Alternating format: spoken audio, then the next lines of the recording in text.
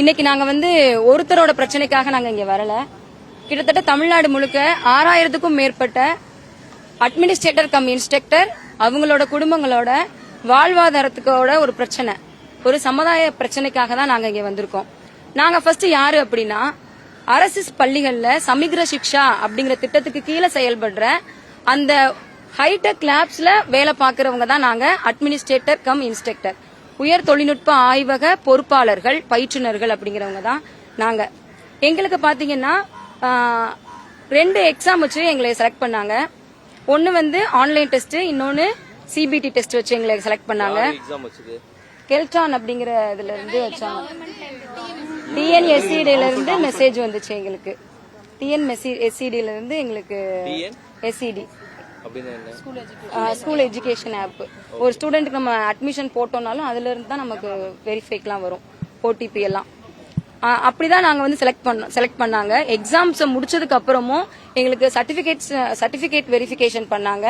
Plus எங்களுக்கு counselling வச்சாங்க. இது எல்லாம் முடிஞ்சதுக்கு அப்புறம் தான் எங்களுக்கு வந்து ஸ்கூல்ல போய் எங்களை பணியமர்த்தினாங்க.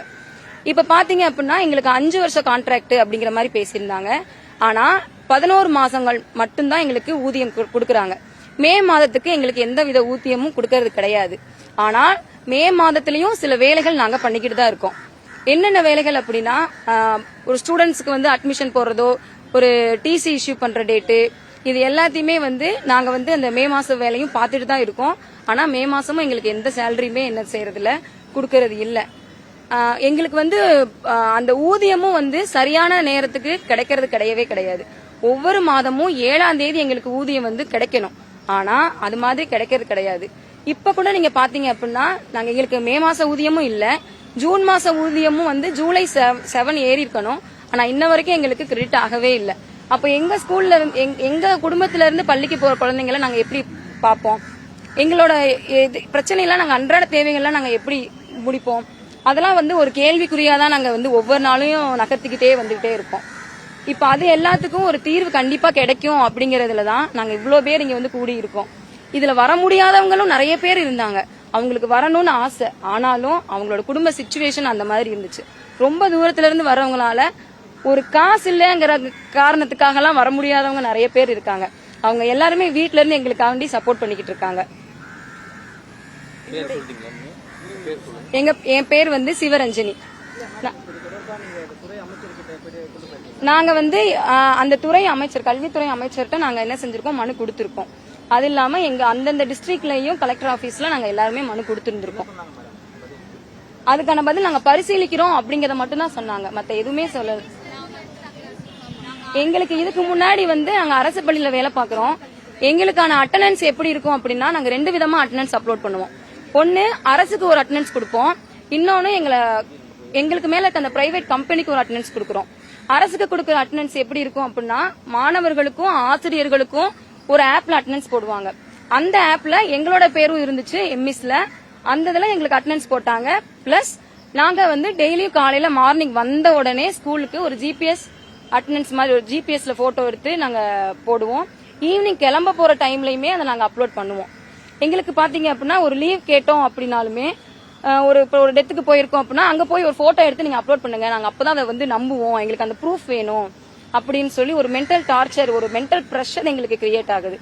பிளஸ் ஒரு எங்களுக்கு வந்து ஒவ்வொரு டிஸ்ட்ரிக்ட்டுக்குமே வந்து டிஎஸ் அப்படின்னு ஒருத்தவங்க இருக்காங்க, டிஸ்ட்ரிக்ட் சப்போர்ட்டர் அப்படின்னு கம்பெனி சைட்ல இருந்து அவங்களை அட்மிட் பண்ணிருக்காங்க. அவங்க தான் எங்களுக்கு கம்பெனி சைட்ல இருந்து கொடுக்குற எல்லா டீடைல்ஸும் கொடுப்பாங்க. ஆனா இந்த ஊதிய சம்பந்தமா ஏதாவது நாங்க கேள்வி கேட்டோம் அப்படின்னா, கேட்டிருக்கோம், இன்னும் எங்களுக்கே பதில் வரல, நாங்க கேட்டிருக்கோம், இன்னும் எங்களுக்கே பதில் வரல அப்படிங்கிற தகவல்களை மட்டும்தான் சொல்லிக்கிட்டு இருக்காங்க. நாங்க நேரடியா வந்து கம்பெனி கிட்ட பேசக்கூடிய வாய்ப்புங்கிறது வந்து இது வரைக்கும் கிடைக்கவே இல்லை. ஆனா நாங்க இப்ப வந்து இந்த ஆர்ப்பாட்டத்துக்கு கிளம்புறோம் அப்படிங்கிறப்போ இப்ப அவசரமா இதுங்களுக்கு முன்னாடி அவசரமா ஒரு எல்லாத்துக்கும் ஒவ்வொரு டிஸ்ட்ரிக்ட்லயும் ஒரு பிளாக்லயும் ஒவ்வொருத்தரை மட்டும் செலக்ட் பண்ணி ஸ்டேட் லெவல்ல ஒரு மீட்டிங் போட்டாங்க. அந்த மீட்டிங்லயுமே இது வரைக்கும் அவங்க சொல்லாதது என்ன, நாங்க 21க்கு அப்புறம், அதாவது ஜூலை 21க்கு அப்புறம் சேலரிய பத்தி நாங்க அந்த ப்ரொசீஜரை ஸ்டார்ட் பண்றோம் அப்படிங்கறதா சொல்லிருக்காங்க. அந்த ப்ரொசீஜரை ஸ்டார்ட் பண்ணி ஒரு 5 days ஆயிரும் மினிமமா. அப்ப எப்ப எங்களுக்கான சேலரி அவங்க கொடுப்பாங்க? அந்த ஒரு ஆதங்கத்துல தான் நாங்க இன்னைக்கு இங்க வந்திருக்கோம். 12 மாதங்களுக்கும் ஊதியம் வேணும், ஊதிய உயர்வு வேண்டும், பணி பாதுகாப்பு வேண்டும். இதுவரைக்கும் தனியார் நிறுவனத்தின் மூலியமா நாங்க வேலை பார்த்துட்டு இருக்கோம். ஆனா எங்களுக்கு இப்ப அரசின் பார்வையில இதனை பரிசீலனை செஞ்சு தயவு செஞ்சு விஜய் அண்ணா அவர்கள் எங்களுக்காக வேண்டி கேட்கிறோம். ஏன்னா எங்களோட வாழ்வாதாரம் அந்த அளவுக்கு கவலைக்கிடங்கள்ல இருக்கு. அங்க இருந்து இங்க வரக்கூடிய அளவுக்கு கூட எங்களோட ஒரு 1000 ரூபாய் அமௌண்ட் ரெடி பண்ணி கூட எங்களால வர முடியல. அந்த அளவுக்கு நாங்க வந்து ரொம்ப இதா இருக்கும். குடும்ப வாழ்வாதாரத்துல ரொம்ப கம்மியா இருக்கும். மே மாசம் சம்பளம் கிடையாது, ஜூன் மாச சம்பளமும் ஜூலை மாசம் 21ஆம் தேதிக்கு மேல நாங்க போடுவோம் இப்ப அவசர அவசரமா சொல்றாங்க. ஆனா கிடைக்கக்கூடிய தேதிகள் 27 தேதிக்கு மேலதான் அமையும். இதெல்லாம் எங்களுடைய கோரிக்கைகளா முன்வைக்கிறோம். என்ன மேடம் சம்பளம் வாங்குறீங்க? உங்களுக்கு சேரும்போது எதாவது சொல்லுங்க சார். எங்களோட சேலரி பாத்தீங்கன்னா மேடம், எங்களுடைய சேலரி சார் 9700 ரூபாய் சார். ஆனா டெண்டரின் அடிப்படையில டாக்குமெண்ட் நாங்க ரெடியா வச்சிருக்கோம். எவ்வளவு சேலரி அப்படின்றத அவங்க பரிசீலனை பண்ணி அவங்க சொல்லட்டும். டெண்டர் நாங்க இந்த டெண்டர் ஆவணங்கள்லாம் சிலது வச்சிருக்கோம், நாங்க ரெடியா வச்சிருக்கோம். அதுல எந்தெந்த கம்பெனி எந்தெந்த கம்பெனி எவ்வளவு கொட்டேஷன் கொடுத்திருக்காங்க அப்படிங்கிற டீடைல்ஸ் கூட அதுல இருக்கு. அதுல என்ன கொடுத்திருக்காங்க அப்படின்னா ஒரு நபருக்கு 40,000 அப்படிங்கிற டீடைல் அதுல மென்ஷன் ஆகி இருக்கு. ஆனா சமீகர சிக்ஷா அந்த இதுல கொடுத்திருக்கிறது 15,000 அப்படின்னு சொல்லி கொடுத்திருக்காங்க. ஆனா எங்களுடைய அந்த வங்கி கணக்குல வரவு வைக்கப்படுற அமௌண்ட் எவ்வளவு அப்படின்னா வெறும் 9,700. ஆனா அந்த 9,700மே எங்களுக்கு டைரக்டா கிடைக்கிறது இல்ல. எப்படி அப்படின்னா அது எதுல செலவாகுது அப்படின்னா நாங்க ஒரே ஸ்கூல்ல இருந்து வேலை பார்க்கறது கிடையாது. நாங்க மிடில் ஸ்கூல்ல இருப்போம். பக்கத்துல பிரைமரி ஸ்கூல்ஸ்ல அங்க ஸ்மார்ட் கிளாஸ்னு ஒன்னு வச்சிருக்காங்க. அந்த ஸ்மார்ட் கிளாஸ்ல ஏதாவது இஷ்யூ இருக்கு அப்படின்னா நாங்க டைரக்டா போய் அதை பார்த்து அது என்ன இஷ்யூன்னு நாங்க கம்பெனிக்கு ரிப்போர்ட் பண்ற மாதிரி இருக்கு. அப்ப எல்லா ஊருக்குமே அந்த பஸ் ஃபெசிலிட்டிங்கிறது இருக்காது, அதாவது டைமுக்கு இருக்காது. அப்ப நாங்க இஷ்யூ அப்படின்னா ஒரு பிரைவேட்டான ஒன்னு எங்களோட சொந்த வெஹிக்கிளோ இல்ல ஆட்டோவோ நாங்க எடுத்துட்டு போற மாதிரி இருக்கு. அப்படிங்கிறப்ப மந்த்லி நியர்லி ஒரு 4,000 ருபீஸ் நாங்க பெட்ரோலுக்காகவே செலவு பண்ற மாதிரி ஒரு சிச்சுவேஷன்லாம் நாங்க ஃபேஸ் பண்றோம். அதுக்கு போக தான் எங்களுக்கு மிச்சம் இந்த காசு கிடைக்குது. அது இல்லாம நிறைய மென்டல் பிரஷர் எங்களுக்கு கிரியேட் ஆகுது. ரொம்ப இதா இருக்கு.